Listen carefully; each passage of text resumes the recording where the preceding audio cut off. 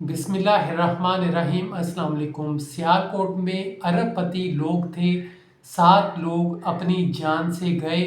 इनके ऊपर मुखालिफ पार्टी ने हमला किया। क्या वजह थी मुकम्मल आपको बताएंगे।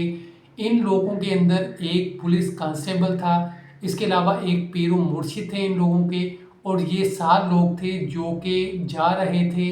और इनके साथ क्या वाक़या पेश आया मुकम्मल आपको बताएंगे। अगर आप चैनल पर नए हैं, चैनल को ज़रूर सब्सक्राइब कीजिए, बेल आइकन पर क्लिक कीजिए ताकि नई आने वाली अपडेट्स भी आपको मिलती रहें। तो ये 7 लोग थे। हुआ यूँ वाक़या कि ये जा रहे थे अपनी बहन के जनाजे पर, वहाँ पर जनाजा पढ़ के वापस आ रहे थे कि अचानक मुखालिफ पार्टी ने इनके ऊपर हमला किया, जिसकी वजह से इनकी मौत हो गई। जिसके अंदर एक पुलिस कांस्टेबल था, एक पीरो मुर्शिद भी इनके साथ थे, और इस तरह से ये 7 लोग जान की बाजी हार बैठे। पुलिस ने मुकम्मल इन्वेस्टिगेशन की, मुकम्मल सबूत इकट्ठे किए और मुखालिफ पार्टी तक पहुंच गई और उनको गिरफ्तार कर लिया। बाद में जो वाक़या सामने आया है वो ये सामने आया है कि इन दोनों का तनाज़ा था एक जगह को लेकर। वो जगह करोड़ों रुपए मालियत की अहमियत रखती थी, उसके ऊपर इनका झगड़ा हुआ है। जिस पार्टी के लोगों की मौत हुई है उनका ये दावा है कि ये हमारी जगह थी, और मुखालिफ पार्टी के ये जो लोग हैं इन्होंने इसके ऊपर कब्ज़ा किया हुआ था, और इन्होंने बेजा कब्ज़ा करके हमें ये तंग करते हैं और हमें ये धमकाते हैं, हम पे खौफ तारी किया हुआ है। और इन्होंने अब हमारे 7 लोगों की जान ले ली है, सिर्फ उस जगह पर कब्ज़ा करके जो कि हमारी ही जगह थी, उसका बदला इन्होंने लिया है। पुलिस ने इन लोगों को गिरफ्तार कर लिया है। अब यहाँ पे ये देखें कि किस बात पर झगड़ा हुआ, कि एक तो ज़मीन के ऊपर झगड़ा हुआ कि ये ज़मीन उन लोगों की थी जिनके लोग भी मारे गए।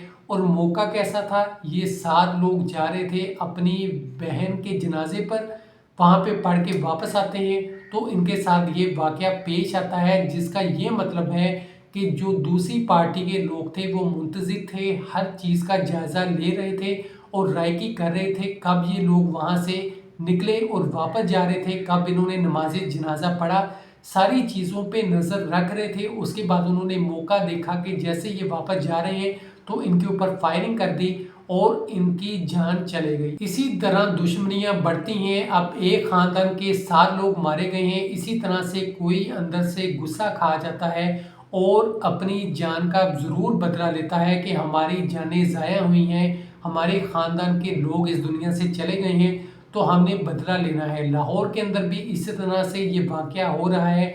आपने देखा होगा टीपू फैमिली, गोगी भट्ट और तीफी भट्ट के आपस में जो हमले होते हैं एक दूसरे पर, वो आप जानते हैं कितने सालों से दुश्मनी चल रही है। एक ही साल के अंदर वाक़या पेश आया है। सबसे पहले अमीर बलाच का कत्ल हुआ, उसके बाद एहसन शाह, उसके बाद तीफी भट्ट के बहनोई जवेद भट्ट का कत्ल हुआ। इन सब का लिंक एक दूसरे से है। और आप खुद देखें कि जब दुश्मनी बढ़ जाती है तो किसी हद तक इंसान गिर जाता है और उसके बाद बदले लेने पर उतर आता है, और ये सिलसिला फिर थमता नहीं है। इसी तरह ये भी मामला हो रहा है।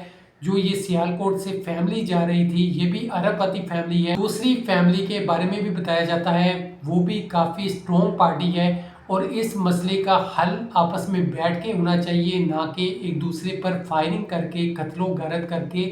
इस तरह माशरे के अंदर इंतशार नहीं फैलाना चाहिए। लोगों में भी इंतशार पैदा होता है। एक तो ये चीज़ें देख के लोगों में खौफ पैदा होता है, और उसके अलावा जब लोग ऐसी चीज़ें देखते हैं तो लोग इन चीज़ों से गलत चीज़ें भी सीखते हैं, और इन चीज़ों का सिलसिला ख़त्म हो जाना चाहिए।